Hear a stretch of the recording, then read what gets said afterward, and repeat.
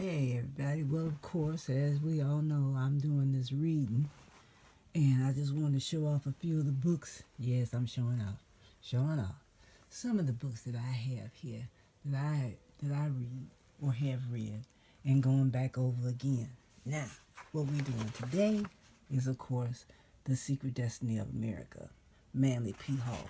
And we're going to read another chapter. I think the one following the one that I previously read, but I found this particular chapter to be a little more interesting, at least for my frame of thought right now. So I'm gonna get right to it, and I might break it up into 2 days. You know how I do. And hey, y'all, it ain't true. What's up? The objective of the secret society. These folks is deep. That's all I can say. They just deep, deep, deep, deep, deep, deep. The objective of the secret society. One reference to a secret society in Bacon's New Atlantis is scarcely less than a proclamation of the Society of Unknown Philosophers, but has gone unnoticed for 300 years.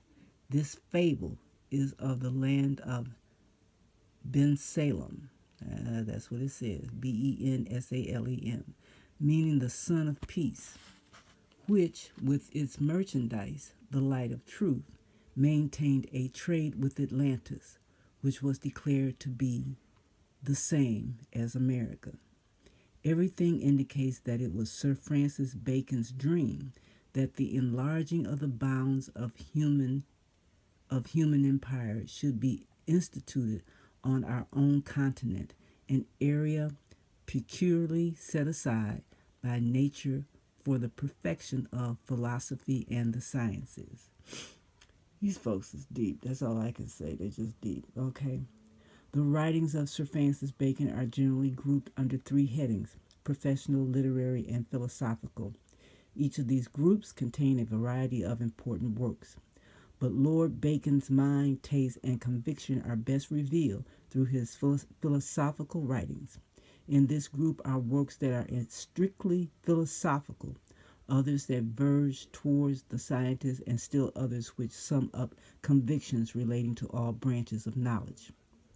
Possibly the most remarkable of Lord Bacon's ethical contributions, and we continue,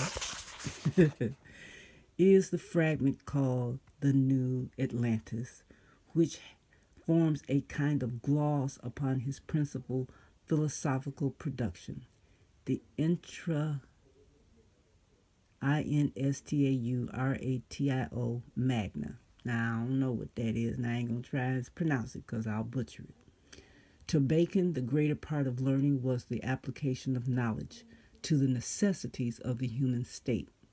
It was only natural that he should envision the results should his inductive system be given universal application.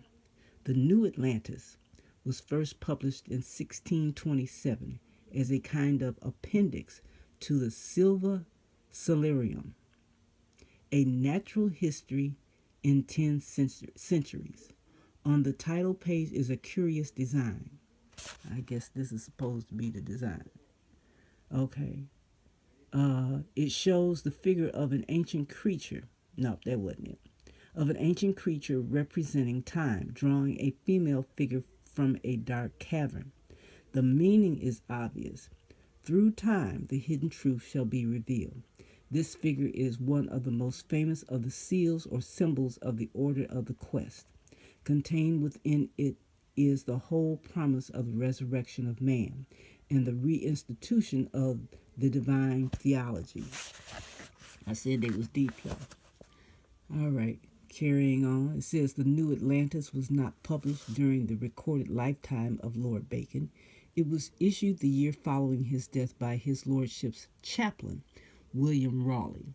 This man was Bacon's close friend and familiar over a period of many years, and most of Bacon's papers were entrusted to Raleigh's care. In his admiration for Bacon's personal character and philosophical powers, he left the express wish to be buried at his master's feet, and his wish was fulfilled.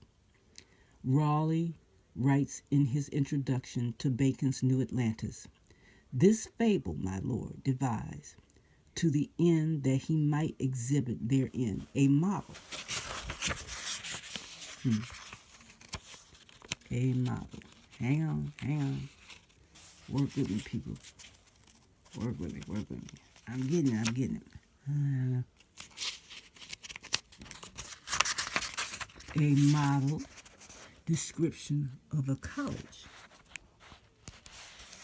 instituted for the interpreting of nature and the producing of great and marvelous works for the benefit of men, under the name of Solomon's House, or the College of the 6 Days' Works. The College of the 6 Days' Work is, of course, a thinly veiled reference to the perfection of nature through art. The 6 days are the days of creation by which the natural world was brought into existence, according to the account given in Genesis. As God created the universe in 6 symbolic days, so man by art, that is, philosophy, must create the condition of his own perfection by means of 6 philosophical steps. The college is the secret school, the wise man's house, wherein are taught all arts and sciences, and not according to a materialistic interpretation, but according to a divine understanding of causes. Raleigh stated it had been his lordship's intention to complete the fable of the New Atlantis with a second part to contain the laws of the ideal state, or commonwealth of the wise. Since it was Bacon's custom to prepare numerous drafts of his writings in the process of perfecting them, it is possible that the second part existed, at least in outline, but Raleigh would not have felt it proper to publish the part which his lordship had not perfected in literary form. It is well known among the secret societies of Europe that the second part of the New Atlantis exists. It includes a description of a great room in Solomon's house, wherein are displayed the crests and the coats of arms of the governors of the philosophic empire. It may be for this reason that the writings were suppressed, for these crests and arms belonged to real persons, who might have been subjected to persecution, as Sir Walter Raleigh was in their association with the secret order had been openly announced. The fable of the New Atlantis begins with a ship sailing from Peru for China and Japan, being driven from its course by contrary winds. Those aboard, after many months, faced death by starvation and disease. They prayed to God for help, and their prayer was answered. The ship came at last to the fair harbor of a great city in an unknown land. Here the mariners were hospitably received, and after certain formalities were permitted to land, and the wonders of the city were then revealed to them. The title of Bacon's masterpiece, Novum Organum, features a small sailing ship between 2 columns. These 2 columns are the Pillars of Hercules, the Strait of Gibraltar, which mark the western boundary of the sea. The little ship is science, sailing forth from the limits and boundaries of the old world into the unknown sea of universal learning. Is not this the same ship that finally came to haven in the wise man's city? The New Atlantis describes the magnificence of the College of the 6 Days' Work. Here the wise dwelt together in a gentle commonwealth of learning. One of the wise men makes the following statement in a prayer: Lord God of heaven and earth, I